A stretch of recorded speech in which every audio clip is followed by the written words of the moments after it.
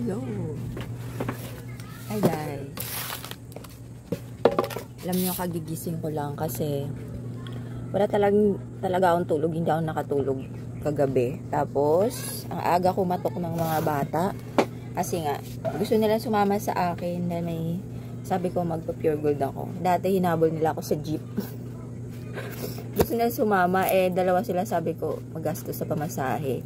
Yung ginawa ko, naglakad lang kami. Kasama na rin, nag-exercise kami. At syempre, ayun, kumain kami.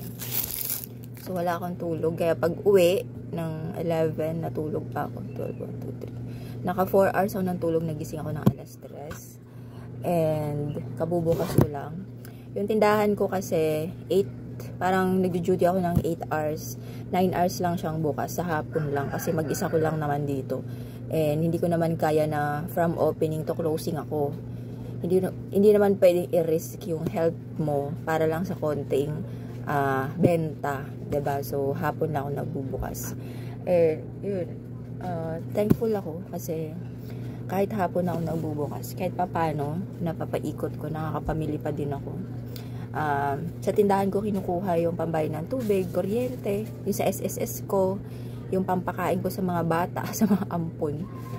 And syempre sa anak ko, dalawa kami dito, yung grade 11 ko.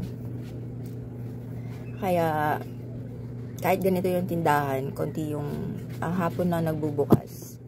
Hindi na ganun kalakas yung benta kasi ang dami na namin dito. Hindi katulad dati talaga na ang bilis ko lang makaipon dahil sa tindahan. So, yun yung tinatawag na God will provide. Kaya dumadaan yung tumal. Minsan may ang tumal talaga, pero nakaka-survive pa din. Minsan nga nagrereklamo kami sa mama namin, and sabi ni mama na kahit matumal, nandyan lang talaga yung tumal. Nandyan lang talaga yung tumal. O kasi galing nyo, mga hindi kayo natulog, pati ako nistorbo nyo, pinuyat nyo ako. May nagpusa sa amin kaya hindi kami nakatulog, kagaling na ba kami tulog eh. So, yun, sabi ni mama, yung tumal nandyan pa din. Pero, kailangan mo magbukas ng tindahan para makabenta ka. So, tama nga naman. Kung matumal, hindi. Kung matumal na, tapos hindi ka pa magbukas ng tindahan, paano may pumasok na pera, diba?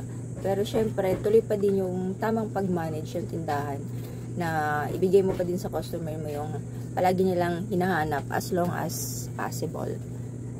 So, yun lang. Gusto ko lang maglabas ng, gusto ko lang yung share sa inyo, ilabas sa inyo kasi ano na yan, dami na talagang may tindahan ngayon, dami ko rin nababasa na nagrereklamong tagtumal, kahit ako natutumalan na din talaga sa sales ko, pero okay na rin ako sa ganito kasi hindi na masyadong naghangad ng malaking benta. Meron akong ibang pina-priority at the same time parang na-enjoy ko na lang din siya, hindi katulad dati na parang napaka-pressure. Basta iba yung so yun, gusto ko lang mag-thank you kasi kahit paano nakakabenta, and dito ko kinukuha yung pagkain namin, as in source of income nandito pa din sa tindahan, kaya mapapa-thank you Lord ka talaga.